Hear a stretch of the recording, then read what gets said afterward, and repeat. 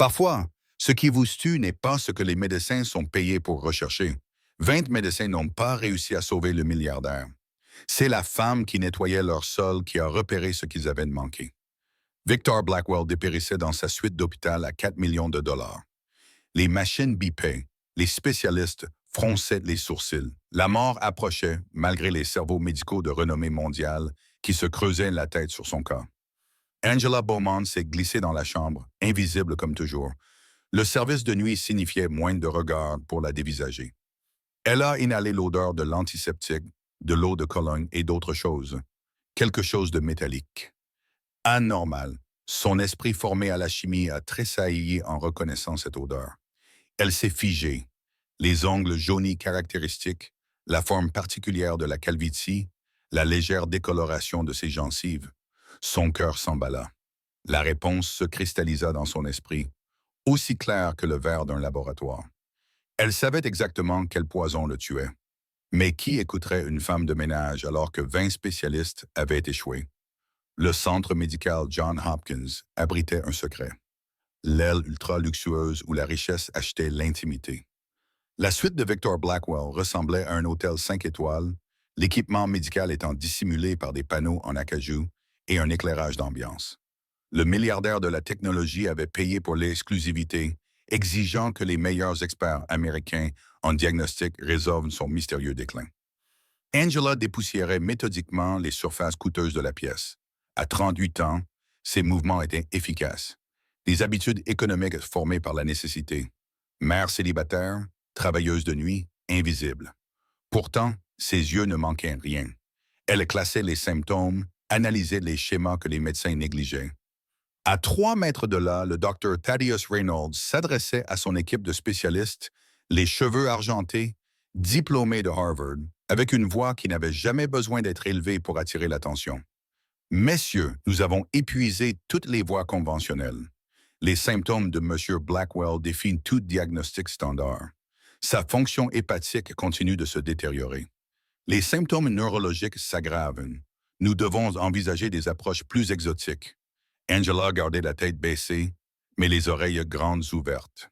Elle avait acquis cette compétence à l'université, et en absorbant les cours tout en prenant des notes méticuleuses avant que la vie ne s'en mêle. Il y a 15 ans, Angela était la star du département de chimie, une étudiante boursière en passe de se lancer dans la recherche médicale. Puis l'accident de ses parents a laissé 3 jeunes frères et sœurs à charge. Elle s'est retirée au milieu du semestre, promettant de revenir. Elle ne l'a jamais fait. Le personnel de nettoyage doit finir rapidement, a annoncé le Dr. Reynolds, remarquant Angela. Ces mots l'ont congédiée sans s'adresser directement à elle. Nous avons des questions importantes à discuter. Angela acquiesça, le visage impassible, malgré la douleur familière. Et voyant son uniforme, pas l'esprit qui se cachait derrière. Elle avait conservé sa passion pour la chimie grâce aux livres de la bibliothèque, aux cours en ligne, aux revues scientifiques qu'elle lisait pendant ses pauses déjeuner, à des connaissances sans diplôme. Alors qu'elle essuyait les surfaces, le regard d'Angela se posa sur le dossier de Blackwell, des symptômes déroutants, une neuropathie périphérique, une alopécie, des problèmes digestifs, des manifestations classiques attribuées à tort à des affections distinctes. Le Dr. Reynolds passa devant elle sans la saluer, la repoussant comme si elle n'existait pas. Angela recula, se fondant dans le décor. Le Dr. Reynolds passe devant moi tous les jours comme si je faisais partie du mobilier, pensa-t-elle. C'est pourquoi il ne remarque jamais ce que je vois. Son regard se posa sur les effets personnels de Blackwell.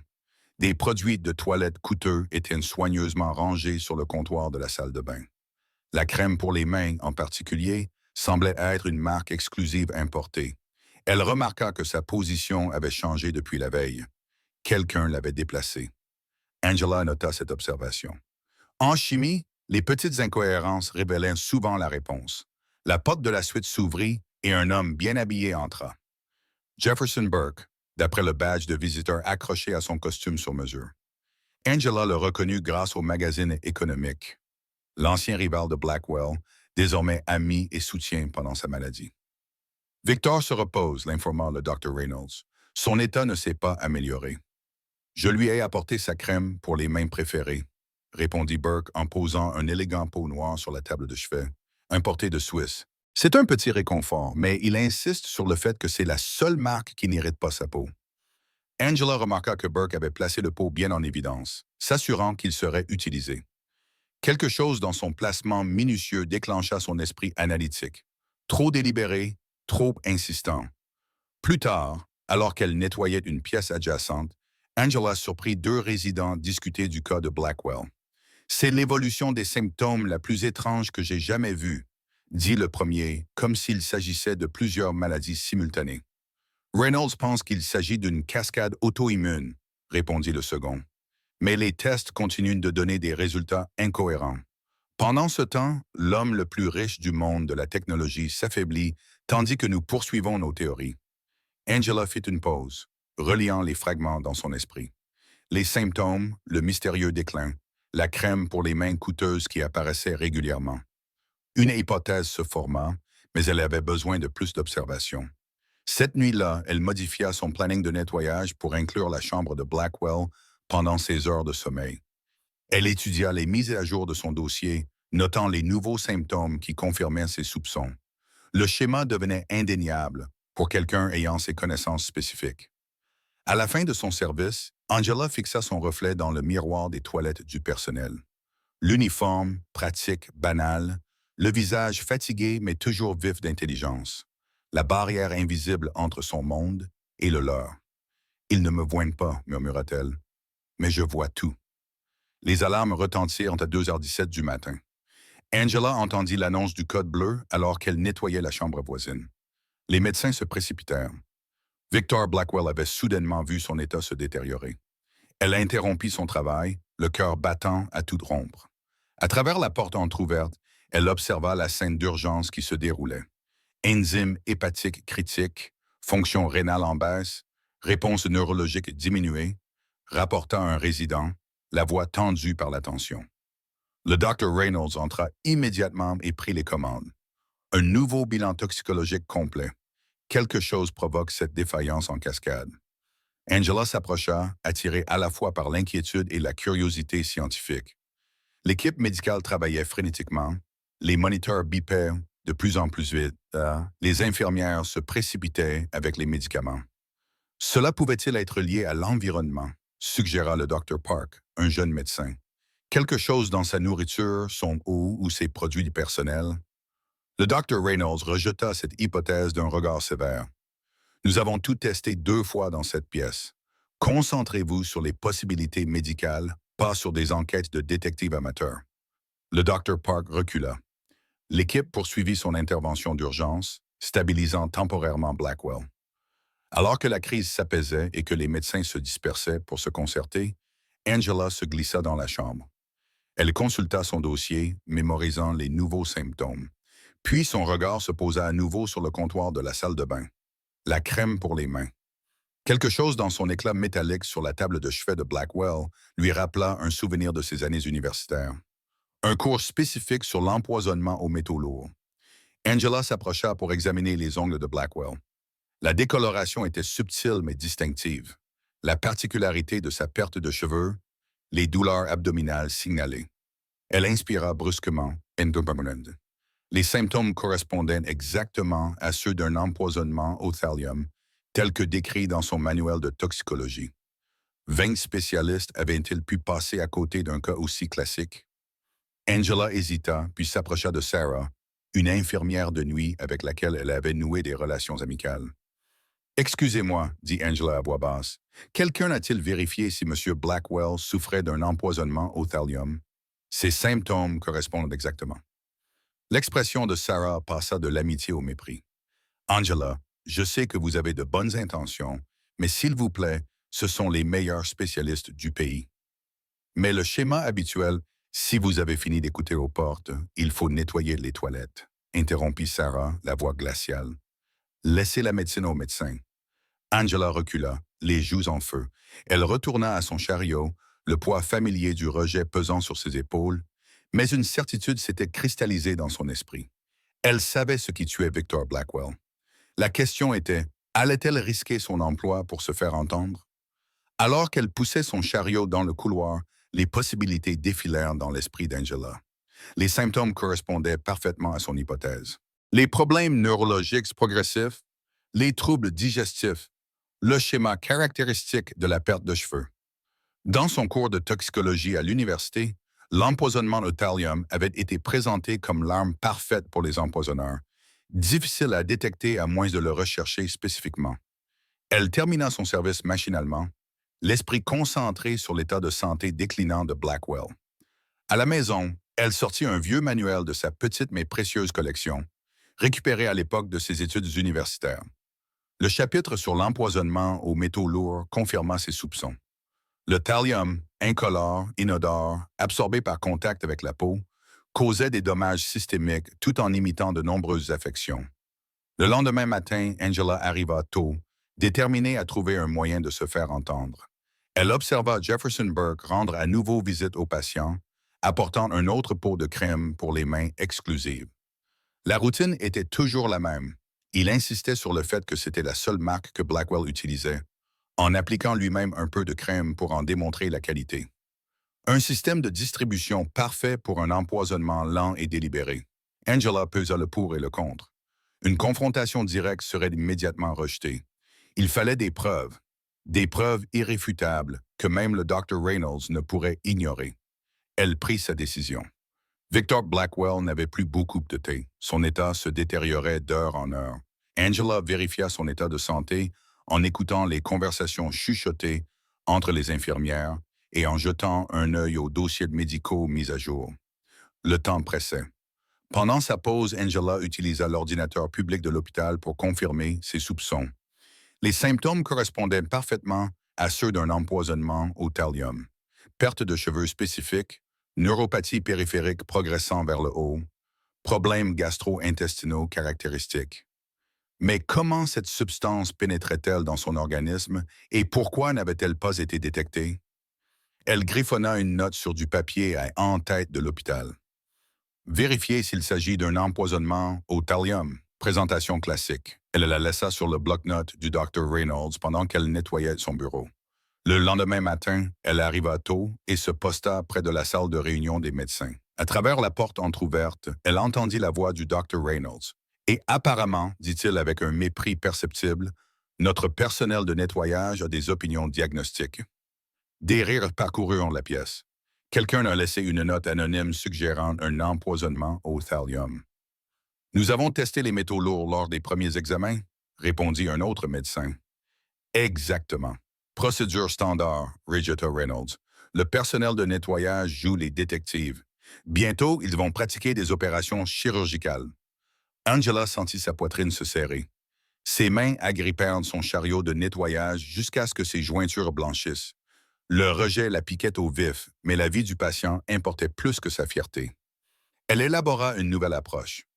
Le Dr. Park, un médecin plus jeune, semblait plus accessible.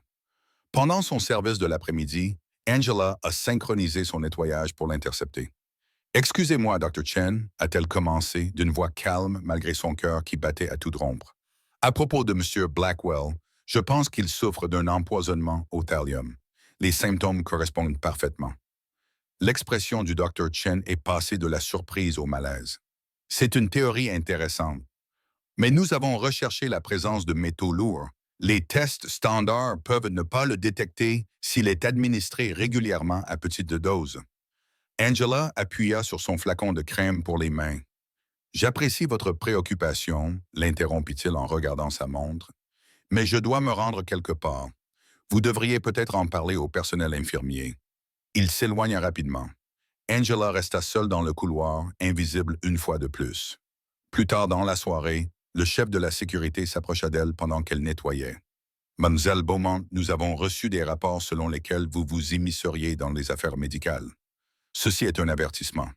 Connaissez vos limites ou vous en subirez les conséquences. » Angela acquiesça, la gorge serrée. Elle avait besoin de preuves irréfutables que même le Dr. Reynolds ne pourrait rejeter. Mais les rassembler signifiait franchir des limites qui pourraient lui coûter son emploi, le revenu dont dépendait sa famille. Cette nuit-là, seule dans la salle de pause des employés, Angela prit sa décision. Victor Blackwell n'avait peut-être plus que quelques jours à vivre. La sécurité de son emploi ne pouvait l'emporter sur une vie humaine. Elle élabora un plan, s'appuyant sur ses connaissances en chimie qui étaient restées en sommeil mais n'avaient jamais disparu. Elle aurait besoin de produits de nettoyage, d'un accès au laboratoire et d'un timing parfait. Demain, elle les forcerait à voir ce qu'ils avaient manqué ou perdraient tout en essayant. Jefferson Burke revint cet après-midi-là, ne restant que 15 minutes, mais s'assurant que la crème pour les mains était bien en évidence. Angela observa depuis le couloir, notant comment il encourageait l'infirmière de jour à l'appliquer sur les mains et les bras de Blackwell pour le soulager. Après le départ de Burke, Angela effectua le nettoyage habituel de la salle de bain de Blackwell, étudiant attentivement le contenant de la crème pour les mains. L'emballage coûteux ne révélait rien de suspect, mais le produit lui-même avait un léger éclat métallique lorsqu'on l'examinait de près. Elle avait besoin d'un échantillon, mais le prendre ouvertement éveillerait les soupçons. Elle a donc attendu le changement d'équipe des infirmières, lorsque la chambre de Blackwell était momentanément sans surveillance. Malgré son manque d'expérience, Angela a transféré une petite quantité de crème dans un récipient stérile qu'elle avait trouvé dans la salle des fournitures. L'échantillon disparut dans la poche de son uniforme. Ce soir-là, Angela alla chercher ses enfants chez sa voisine. Marcus, 12 ans, et Tasha, 14 ans, s'étaient habitués à son épuisement, à faire leurs devoirs sans surveillance maternelle, à préparer leurs repas eux-mêmes lorsque ses journées de travail se prolongeaient. « Maman, ça va? » demanda Tasha, remarquant la distraction d'Angela. « Juste une situation compliquée au travail, » répondit Angela en esquissant un sourire. « Tu n'as pas à t'inquiéter. » Une fois les enfants endormis, Angela étala ses documents sur la table de la cuisine. Son vieux manuel de toxicologie, des articles tirés de revues médicales, des notes sur les symptômes de Blackwell. Le schéma était indéniable pour des yeux avertis. Pourquoi 20 spécialistes ne l'avaient-ils pas vu? Parce qu'ils ne le cherchaient pas. Parce que l'empoisonnement au thallium était rare, presque archaïque, un vestige des vieux romans d'espionnage. Parce qu'ils avaient effectué des analyses standards qui pouvaient passer à côté d'une exposition progressive. Parce que personne ne s'attendait à ce qu'un milliardaire soit lentement empoisonné par un ami de confiance. Et parce que personne n'écoutait des femmes de ménage. Angela fixait son uniforme de femme de ménage accroché à la porte, incarnation physique de son invisibilité. Demain. Elle allait tout risquer pour percer cette invisibilité, pour les forcer à voir à la fois le poison et la personne qui l'avait identifié. Angela arriva tôt pour prendre son service, portant un petit sac en plus de ses fournitures habituelles. À l'intérieur, du bicarbonate de soude, du papier d'aluminium et de petits récipients empruntés à la cafétéria, des objets innocents qui, combinés à des solutions de nettoyage standard, pouvaient créer un test rudimentaire mais efficace pour détecter le thallium. Sa première tâche consistait à recueillir des preuves. Pendant ses tournées matinales, Angela synchronisa son nettoyage pour entendre les derniers symptômes de Blackwell. La progression correspondait parfaitement à un empoisonnement au thallium, aggravant la neuropathie qui affectait désormais la parole, provoquant une perte de cheveux caractéristique et une détérioration rapide malgré les soins de soutien. Elle préleva soigneusement un petit échantillon de la crème pour les mains pendant qu'elle nettoyait la salle de bain de Blackwell. Le produit coûteux avait un léger éclat métallique lorsqu'on le frottait entre les doigts, subtil mais détectable par des sens entraînés. Dans un placard d'entretien, Angela travailla rapidement, mélangeant les solutions avec une précision acquise par l'expérience. Le laboratoire de chimie improvisé n'avait rien à voir avec l'équipement sophistiqué d'un hôpital. Pourtant, les principes restaient valables. Elle avait effectué des tests similaires dans les laboratoires universitaires, obtenant les meilleures notes pour sa précision avec un minimum de ressources. Le test confirma ses soupçons, positifs pour le thallium. Elle photographia les résultats avec son téléphone. Ensuite, Angela examina le registre des visiteurs de Blackwell et remarqua une tendance. Jefferson Burke, rival commercial devenu ami et soutien, lui rendait régulièrement visite, lui apportant toujours en cadeau la même crème pour les mains exclusives. Le timing correspondait à l'aggravation des symptômes. À 14 heures, Angela apprit qu'une réunion d'urgence était organisée dans la suite de Blackwell. Tous les spécialistes y assisteraient car son état était devenu critique. Le timing était parfait.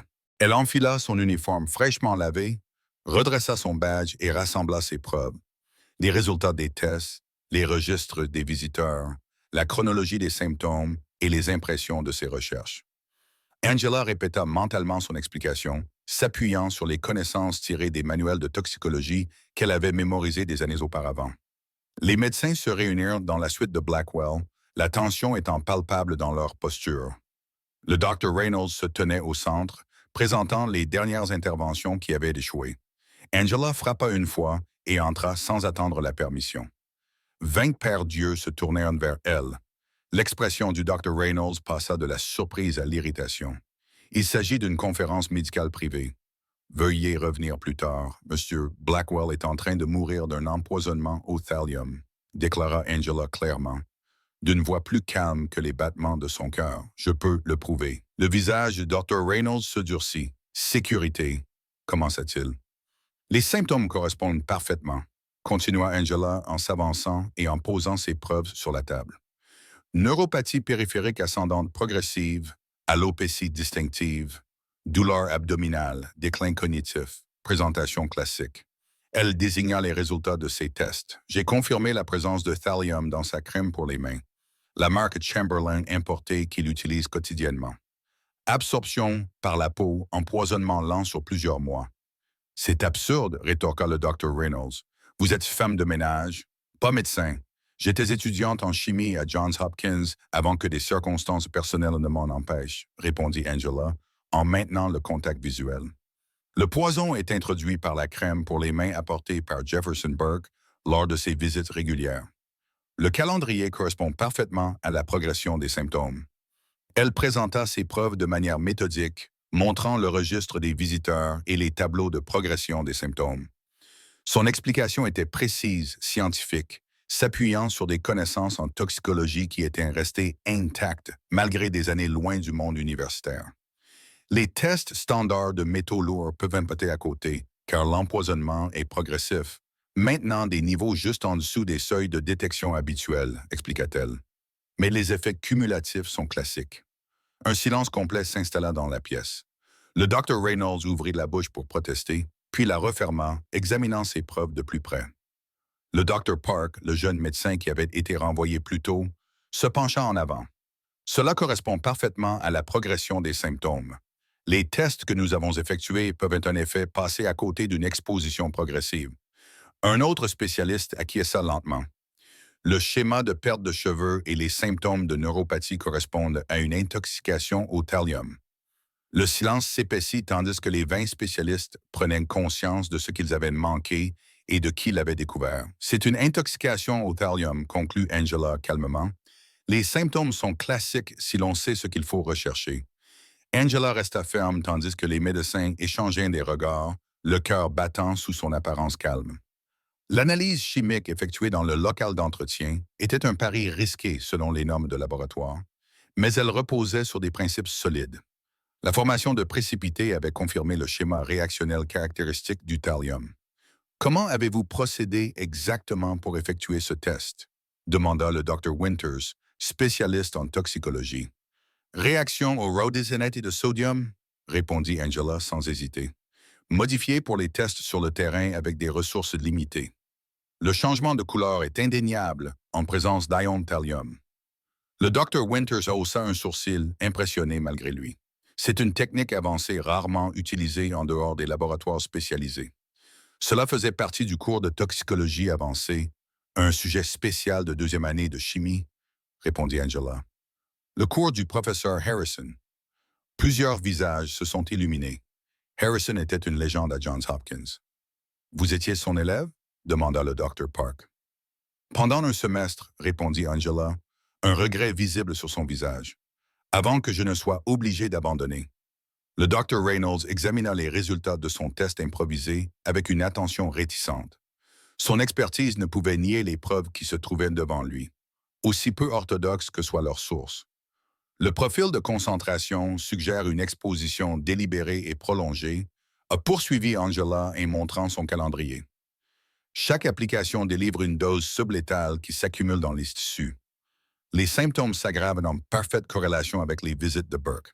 Les spécialistes ont commencé à poser des questions techniques auxquelles Angela a répondu avec une terminologie scientifique précise. À chaque réponse, son invisibilité diminuait. Il la voyait désormais non pas son uniforme, mais son esprit. Le Dr. Park a affiché les derniers résultats de laboratoire de Blackwell sur une tablette. Si nous effectuons un test spécifique pour le thallium plutôt qu'un panel standard, vous trouverez des niveaux élevés, et conclut Angela, en particulier dans les échantillons de cheveux des 3 derniers mois, qui montreront la chronologie de l'empoisonnement. L'énergie de la pièce s'était transformée. La barrière de mépris s'était fissurée. La connaissance s'était avérée plus puissante que la hiérarchie. Effectuez immédiatement un test spécifique pour le thallium, a ordonné le Dr. Park, rompant le silence stupéfait. 2 spécialistes se sont empressés d'obéir, prélevant des échantillons de crème pour les mains et préparant des prises de sang. Le Dr. Reynolds est resté figé, fixant les preuves méthodiques d'Angela. Son expression est passée de l'incrédulité à la prise de conscience, puis à une reconnaissance réticente. Si vous avez raison, a-t-il finalement déclaré d'une voix tendue, nous l'avons empoisonné davantage avec nos traitements pour d'autres affections. La thérapie par chélation pour le mercure présumé serait inefficace pour le thallium. Angela confirma. Il a besoin immédiatement de bleu de Prusse pour lier le poison. Les spécialistes échangèrent des regards, leurs esprits médicaux se recalibrant. Une infirmière revint essoufflée quelques minutes plus tard. Les analyses toxicologiques urgentes confirment la présence du thallium à des niveaux significatifs, annonça-t-elle. La salle fut plongée dans un chaos contrôlé. Les ordres fusèrent. Les protocoles de traitement furent modifiés. La sécurité fut contactée au sujet de Jefferson Burke. Les images de vidéosurveillance, suggéra Angela. Vérifiez quand Burke a livré la crème pour les mains. Il en a probablement appliqué lui-même pour établir la confiance dans le produit. Le Dr. Park acquiesça, déjà demandé. Mais comment avez-vous... Le schéma était clair une fois que je l'ai cherché, expliqua Angela. M. Burke apportait toujours le même cadeau. L'état de M. Blackwell s'aggravait toujours après. L'agent de sécurité de l'hôpital entra. Nous avons visionné les images. Burke a manipulé la crème lorsqu'il était seul dans la chambre. Nous avons contacté le FBI. Un traitement au bleu de Prusse a été administré. Des analyses sanguines supplémentaires ont confirmé le diagnostic d'Angela. L'énergie de la pièce est passée d'une résignation désespérée à un espoir concentré. 3 heures plus tard, les signes vitaux de Victor Blackwell se sont stabilisés pour la première fois depuis des semaines. Angela se tenait tranquillement près du mur, sa présence momentanément oubliée dans l'agitation médicale. Le Dr. Reynolds s'est approché d'elle, sa grande silhouette semblant moins imposante à présent. Votre intervention était, il marqua une pause, visiblement en difficulté. Correct, tout à fait correct. Angela acquiesça, conservant son sang-froid professionnel malgré la satisfaction qui l'envahissait. Comment avez-vous vu ce que 20 spécialistes n'ont pas vu? Demanda-t-il, une véritable confusion dans la voix. Je suis invisible, répondit simplement Angela. J'observe sans être observé. Je vois des schémas sans idées préconçues, et je n'ai jamais oublié ma formation, même lorsque la vie m'en a éloigné. Le Dr. Reynolds acquiesça lentement. Je vous dois des excuses. Nous vous en devons tous. Avant qu'il ne puisse continuer, les moniteurs indiquèrent que Blackwell reprenait conscience. La pièce se tut lorsque le milliardaire ouvrit les yeux pour la première fois depuis des jours. « Quoi? » murmura Blackwell d'une voix rauque. « Que s'est-il passé? » Le Dr. Reynolds se tenait à son chevet. Un moment critique de choix se refléta sur son visage. Revendiquer le mérite ou reconnaître la vérité. Il redressa les épaules. « Vous avez été empoisonné au thallium, Monsieur Blackwell. Nous ne l'avons pas vu. Aucun d'entre nous. » Il se tourna vers Angela. « Voici Angela Beaumont. Elle a résolu ce que 20 spécialistes n'ont pas pu résoudre. » Un silence complet envahit la pièce. Tous les regards se tournèrent vers la gouvernante. Le regard faible de Blackwell la trouva. « Merci, murmura-t-il, pour avoir vu ce qu'ils n'avaient pas vu. » Le silence fut rompu lorsque le Dr. Park se mit à applaudir. D'autres se joignirent à lui jusqu'à ce que le bruit emplit de la pièce.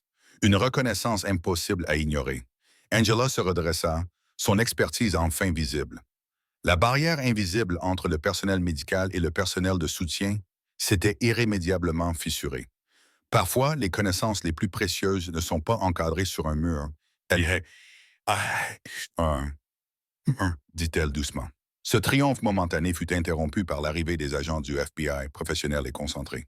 Ils s'entretinrent brièvement avec la sécurité de l'hôpital, puis demandèrent des déclarations au personnel clé, y compris Angela. Nous devons comprendre exactement comment vous avez identifié l'empoisonnement, expliqua l'agent Ramirez. Il la traitait avec le même respect que celui accordé aux spécialistes. J'ai reconnu les symptômes grâce à ma formation en toxicologie, expliqua Angela, puis je les ai confirmés par des tests chimiques. Et vous avez une formation en chimie, un diplôme incomplet. J'ai été contrainte d'abandonner mes études pour des raisons familiales. L'agent hocha la tête, impressionné plutôt que dédaigneux. Votre observation a peut-être sauvé la vie de M. Blackwell et fourni des preuves cruciales pour les poursuites judiciaires. Alors que l'enquête s'intensifiait, le personnel médical continuait d'administrer le traitement antidote. Angela observait les signes vitaux de Blackwell se renforcer d'heure en heure sur le moniteur, preuve tangible de son diagnostic. Le Dr. Park s'approcha et lui proposa une chaise. « Vous devriez vous asseoir.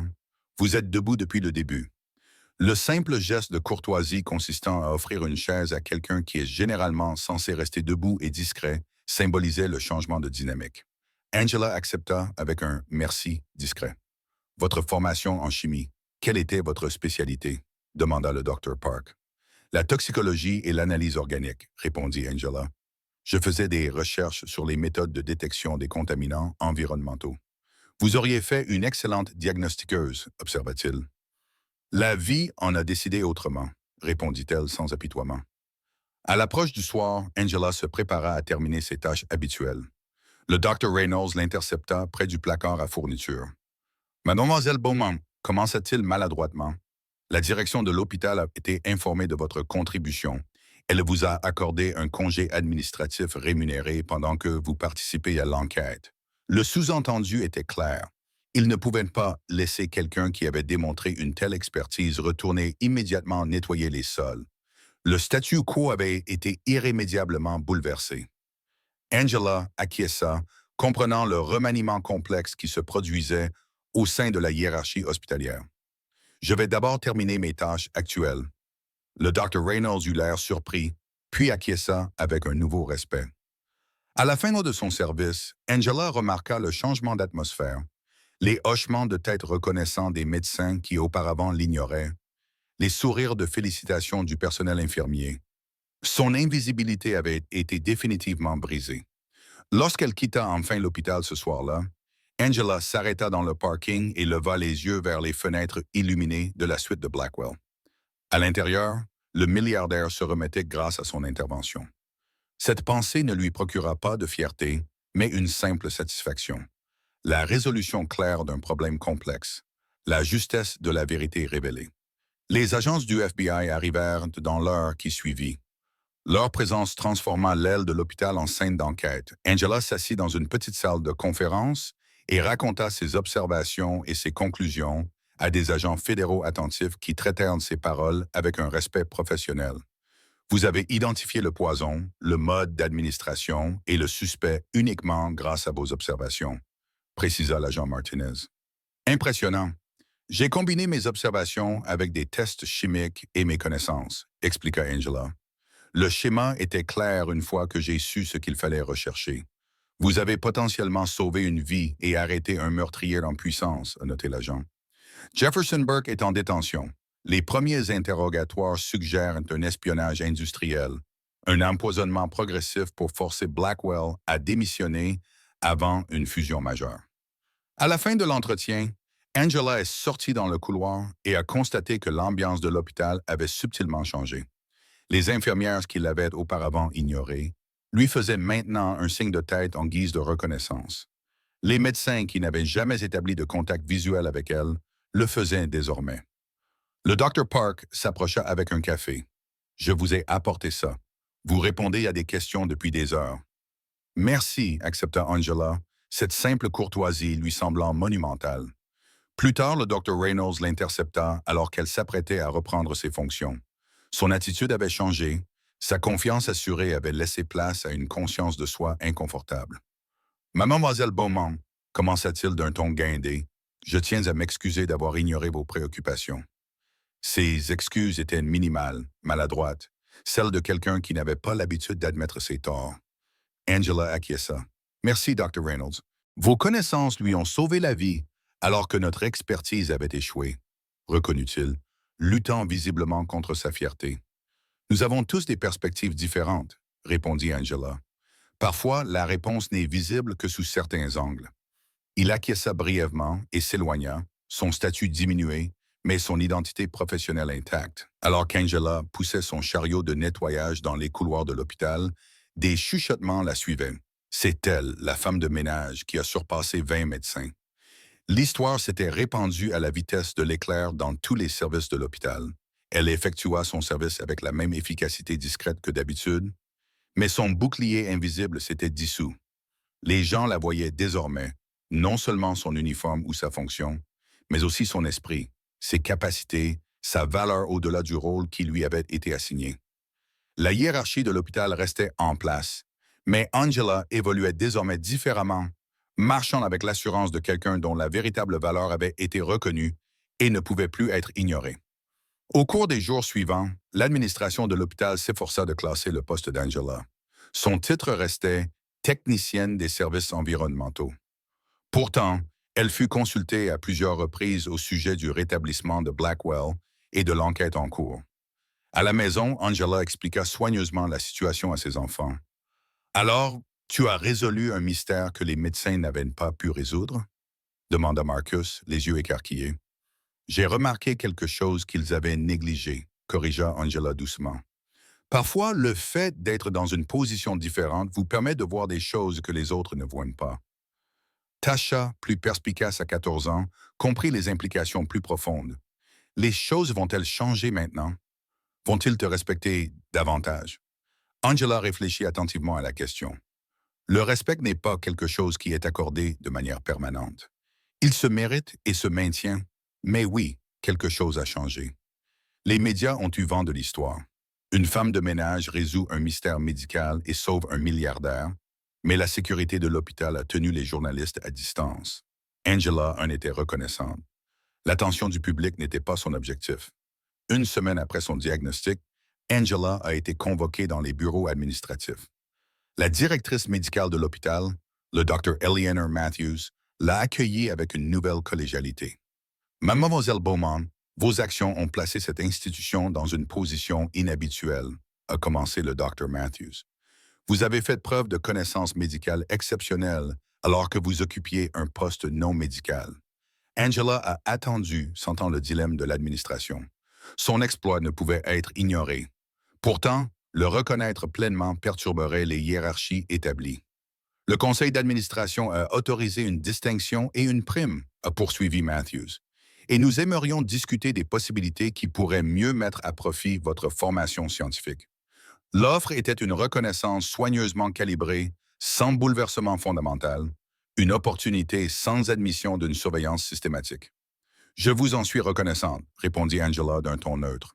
J'ai toujours accordé de l'importance à l'apprentissage, même lorsque les circonstances m'empêchaient de suivre une éducation formelle, acquiesça le Dr. Matthews, soulagé par la réponse mesurée d'Angela. M. Blackwell a également exprimé son intérêt à s'entretenir avec vous une fois qu'il sera suffisamment rétabli. Angela reprit ses fonctions, consciente que si son statut immédiat avait changé, les obstacles systémiques demeuraient. L'écart entre le potentiel et les opportunités ne pouvait être comblé par un seul moment de génie. Pourtant, quelque chose de fondamental avait changé dans la façon dont elle évoluait dans le monde et dont le monde la percevait. Un mois plus tard, Angela reçut un message qui lui sembla surréaliste. Victor Blackwell lui demandait de se présenter à son bureau en centre-ville. Elle prit congé, enfila ses plus beaux vêtements civils et entra dans la tour étincelante qui abritait Blackwell Innovations. Contrairement à l'hôpital où elle avait parcouru les couloirs de manière invisible, elle fut ici escortée avec déférence. L'étage réservé à la direction révéla un Blackwell rétabli, plus mince, légèrement pâle, mais bien vivant. Mademoiselle Beaumont, la salua-t-il en se levant de derrière son bureau. Asseyez-vous, je vous en prie. Je tenais à vous remercier comme il se doit depuis que j'ai repris pleinement conscience. Angela s'assit, pleinement consciente du renversement des rôles. L'homme dont elle avait nettoyé la chambre lui offrait maintenant une chaise dans son domaine privé. « Je suis heureuse que vous vous rétablissiez bien », répondit-elle simplement. « Se rétablir est un euphémisme. Je suis en vie parce que vous avez vu ce que les autres n'ont pas vu. » Blackwell l'étudia. Le Dr. Reynolds expliqua. Votre parcours, prodige en chimie, boursière, études interrompues par une tragédie familiale. Angela acquiesça, surprise de voir à quel point son histoire avait été étudiée en détail. L'intelligence ne doit pas être gaspillée, poursuivit Blackwell. J'ai créé une fondation pour soutenir les esprits brillants confrontés à des obstacles financiers. Vous êtes l'inspiration et la première bénéficiaire. Il fit glisser un dossier sur le bureau. Il contenait les documents relatifs à une bourse complète pour terminer ses études de chimie, incluant une allocation de subsistance ainsi qu'une place garantie au département de toxicologie de Johns Hopkins après l'obtention de son diplôme. Ce n'est pas de la charité, précisa Blackwell en remarquant son expression. C'est un investissement dans un talent exceptionnel. L'hôpital a déjà approuvé votre poste à temps partiel pendant vos études et à temps plein après l'obtention de votre diplôme. Ils sont impatients de bénéficier officiellement de votre expertise. Les doigts d'Angela suivirent les bords du document. Les rêves qu'elle avait mis de côté il y a des années redevenaient soudainement tangibles. « Mes enfants », commença-t-elle. « L'allocation couvre la garde des enfants », l'assura Blackwell. « Tous les obstacles pratiques ont été levés. La seule question est, êtes-vous prête à reprendre le chemin que vous aviez interrompu? » Ce soir-là, Angela s'assit avec ses enfants et leur expliqua comment leur vie allait changer. Leurs yeux s'écarquillèrent de fierté lorsqu'elle leur raconta toute l'histoire qu'elle avait auparavant minimisée. « Tu as sauvé un milliardaire, maman ?» demanda son fils, incrédule. « J'ai utilisé des connaissances que je n'ai jamais cessé d'acquérir, » corrigea-t-elle doucement. Et maintenant, un nouveau chapitre s'ouvre devant nous. 2 semaines plus tard, Angela entra à Johns Hopkins, non pas par l'entrée de service, mais par la porte principale. Elle avait son badge étudiant pour les cours du matin et son badge hospitalier pour son stage en toxicologie l'après-midi. Le Dr. Reynolds lui fit un signe de tête raide lorsqu'ils se croisèrent dans les couloirs, la courtoisie professionnelle remplaçant le mépris. Le Dr. Park était devenu un ami et un défenseur, l'aidant à passer du statut d'assistante à celui de spécialiste en formation. « Le département a déjà des cas sur lesquels il souhaite avoir votre avis, lui dit-il pendant le déjeuner. Vos capacités d'observation sont sans précédent. » Dans les moments calmes, Angela se souvenait parfois avoir nettoyé ces mêmes sols, invisibles aux yeux des personnes qui sollicitaient désormais son avis. Ce souvenir ne lui inspirait ni amertume ni ressentiment, seulement de la gratitude pour le parcours parfait et impossible qu'elle avait accompli. Lors de son premier jour d'assistance sur un cas difficile de toxicologie, Angela se tenait dans le laboratoire, entourée d'équipements qu'elle ne faisait autrefois que nettoyer et qu'elle pouvait désormais utiliser à sa guise. La blouse blanche lui semblait étrangère et pourtant familière. Le poète d'un rêve différé, mais pas renoncé. Elle prit le dossier du patient et commença son analyse, mettant à profit à la fois sa formation scientifique et le point de vue unique de quelqu'un qui avait appris à voir ce que les autres négligeaient. Quelqu'un qui comprenait que la sagesse pouvait se trouver dans des endroits inattendus et que parfois, les idées les plus précieuses venaient de ceux que la société avait appris à ne pas voir. La transition ne s'est pas faite sans heurts. Certains membres du personnel médical conservaient encore des vestiges des anciennes hiérarchies dans leurs interactions. De temps en temps, quelqu'un exprimait sa surprise de la trouver dans le laboratoire de toxicologie plutôt qu'en train de le nettoyer. Angela a affronté ces moments avec une dignité tranquille, laissant son travail parler pour elle. Son premier semestre de retour dans l'enseignement formel lui a apporté à la fois des défis et des joies. Le langage académique lui est revenu lentement. Les cadres théoriques devaient être reconstruits. Pourtant, son expérience pratique lui apportait des connaissances que les manuels ne pouvaient enseigner. Vous abordez les problèmes différemment, observait son professeur d'analyse chimique avancée. Vous voyez les applications avant les théories. J'ai appris dans l'ordre inverse, expliquait Angela, la pratique avant la théorie. La Fondation Blackwell a élargi son champ d'action au-delà de la bourse initiale accordée à Angela, identifiant d'autres personnes talentueuses dont l'éducation avait été interrompue par les circonstances. Interrogé sur sa philanthropie, Blackwell a cité l'histoire d'Angela comme catalyseur. L'intelligence existe partout, pas seulement dans les espaces certifiés, a-t-il déclaré à Business Week. Madame Beaumont m'a sauvé la vie parce qu'elle a conservé ses connaissances sans être reconnue. Combien d'autres personnes comme elle existent? Leurs talents sont invisibles pour les systèmes qui ne valorisent que les diplômes officiels. 6 mois après le diagnostic qui a tout changé, Angela a été invitée à faire une présentation lors d'une conférence hospitalière sur les approches diagnostiques. Elle s'est tenue à la tribune devant des médecins qui, autrefois, passaient devant elle sans la voir. L'observation ne nécessite pas de diplôme, a-t-elle commencé. Parfois, les informations les plus précieuses proviennent de sources inattendues, de personnes formées à être invisibles, qui voient ce que les autres négligent précisément parce qu'elles se déplacent différemment dans les espèces. Le Dr. Reynolds était assis dans le public, son expression mêlant respect et malaise persistant face au bouleversement hiérarchique que représentait son histoire. Pourtant, il a acquiescé à ses arguments clés, suffisamment professionnels pour reconnaître la vérité. Après la présentation, une jeune employée de l'hôpital, une transporteuse qui déplaçait les patients d'un service à l'autre, s'est approchée d'Angela avec hésitation. « Je suis des cours du soir en soins infirmiers », lui a-t-elle confié. Mais personne ici ne le sait. Ils ne voient que l'uniforme. Angela a reconnu en elle sa propre jeunesse dans l'expression de cette femme, la soif de connaissance, la frustration d'être invisible, la détermination malgré les obstacles. « Continue à apprendre », lui a conseillé Angela. La connaissance appartient à ceux qui la recherchent, quel que soit leur titre. Et n'oublie pas que le fait d'être sous-estimé a ses avantages. Tu vois des choses que les autres ne voient pas. La femme acquiesça, se redressante, une petite conversation, une histoire partagée, peut-être le début d'une nouvelle barrière franchie. Ce soir-là, à la maison, Angela aida Tasha à faire ses devoirs de science. La table de la cuisine, qui servait autrefois à noter les plannings de ménage et les calculs budgétaires, était désormais recouverte de manuels scolaires, de rapports de laboratoire et de dossiers d'inscription à l'université. Les notes de Tasha s'étaient considérablement améliorées, inspirées par l'exemple de sa mère. « Maman, demanda Tasha, as-tu déjà souhaité que les choses se soient passées différemment, que tu n'aies pas dû abandonner tes études? » Angela réfléchit attentivement à la question. Mon parcours n'était pas celui que j'avais prévu, mais il m'a appris des choses que je n'aurais pu apprendre autrement. Comment observer, comment persévérer, comment trouver ma valeur alors que les autres ne la voyaient pas. Elle sourit à sa fille. Le cheminement est aussi important que la destination. 1 an après avoir sauvé la vie de Victor Blackwell, Angela assista à une cérémonie marquant la création de la bourse Beaumont pour l'excellence scientifique, une dotation permanente destinée spécifiquement aux personnes qui reprennent des études scientifiques après une interruption de carrière. Parmi les 5 premiers bénéficiaires figuraient un ancien livreur, un employé de commerce et un paysagiste, tous ayant démontré des aptitudes scientifiques et ayant interrompu leurs études. Madame Beaumont incarne ce que nous oublions souvent dans notre société axée sur les diplômes.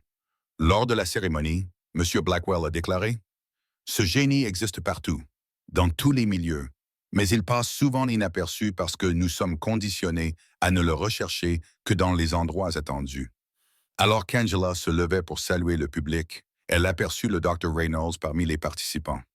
Leurs regards se sont brièvement croisés, reconnaissant mutuellement à quel point le monde avait changé entre eux. Il a hoché la tête respectueusement, ce geste reconnaissant à la fois son triomphe et sa propre évolution.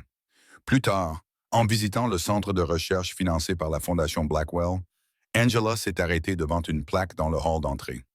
Elle portait une citation simple. La Fondation avait transformé sa victoire individuelle en un changement systémique, créant des voies pour d'autres dont les talents restaient cachés derrière des uniformes, des titres professionnels et des attentes sociales.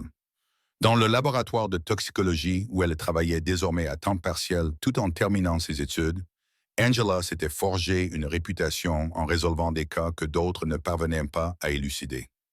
Ses collègues attribuaient cela à ses connaissances exceptionnelles en chimie. Mais Angela comprenait la vérité profonde. Ces années d'invisibilité l'avaient entraînée à voir des schémas que d'autres ne voyaient pas, à remettre en question des hypothèses que d'autres acceptaient, à remarquer des détails que d'autres négligeaient. Ce qui avait autrefois été son fardeau était devenu sa force. 2 ans après le diagnostic qui avait tout changé, Angela se tenait debout dans sa toge de diplômée, ses enfants rayonnant dans le public. À 40 ans, elle était plus âgée que les diplômés habituels. Son parcours était atypique, marqué par des détours que les autres n'avaient pas connus. Pourtant, lorsqu'elle a reçu son diplôme, Bouclant ainsi la boucle commencée des décennies plus tôt, Angela ne ressentit aucun regret pour ce parcours sinueux. Chaque expérience, même les années d'invisibilité, de rejet, de nettoyage de sol, tout en accumulant des connaissances inutilisées, avait façonné sa perspective unique.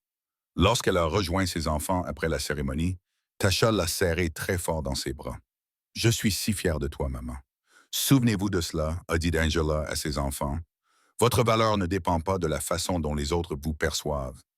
Elle existe indépendamment, attendant le bon moment pour briller. » Ce soir-là, lors d'un petit dîner de célébration, le Dr. Park porta un toast à Angela Beaumont, qui avait enseigné à tout un hôpital que la sagesse peut se trouver dans des endroits inattendus. Angela sourit en repensant à son parcours, de l'invisibilité à l'indispensabilité, du rejet au respect. Le renversement de situation semblait complet, mais elle conservait la précieuse perspective acquise au cours des années passées à évoluer dans le monde sans être vue. Dans son nouveau bureau à Johns Hopkins, autrefois un simple bâtiment qu'elle nettoyait, désormais son lieu de travail, Angela conservait une petite photo encadrée d'elle-même dans son ancien uniforme, non pas pour se rappeler son rejet passé, mais pour reconnaître la force unique acquise grâce à cette expérience. Son téléphone sonna, une demande de consultation provenant d'un autre hôpital confronté à un cas d'empoisonnement mystérieux. Angela décrocha, prête à mettre en pratique à la fois sa formation officielle et sa perspective durement acquise. Sa voix trahissait la confiance tranquille de quelqu'un qui avait prouvé sa valeur au-delà de tout doute. « Ici le docteur Beaumont, répondit-elle. Comment puis-je vous aider? » Ce titre lui semblait mérité, même s'il avait été obtenu par des voies non conventionnelles, mais n'en était pas moins valable pour le parcours qu'elle avait suivi. Et tandis qu'elle écoutait des détails du cas, Angela a reconnu des schémas et des possibilités que d'autres auraient pu manquer. Son esprit a relié des points qui restaient invisibles pour ceux qui n'avaient jamais appris à voir dans l'ombre. Si cette histoire de génie caché et de justice vous a ému, il y en a d'autres du même genre. Beat Stories vous propose des récits puissants où des outsiders s'élèvent grâce à leur talent et leur détermination. Chaque semaine, nous vous livrons des histoires captivantes sur des renversements de situation, des victoires morales et le triomphe de génies méconnus. Tout comme le parcours d'Angela, qui est passée de femme de ménage invisible à toxicologue respectée. Cliquez sur le bouton « S'abonner » pour ne jamais manquer nos publications hebdomadaires d'histoires minutieusement élaborées qui capturent ces moments parfaits où une personne sous-estimée obtient enfin la reconnaissance qu'elle mérite.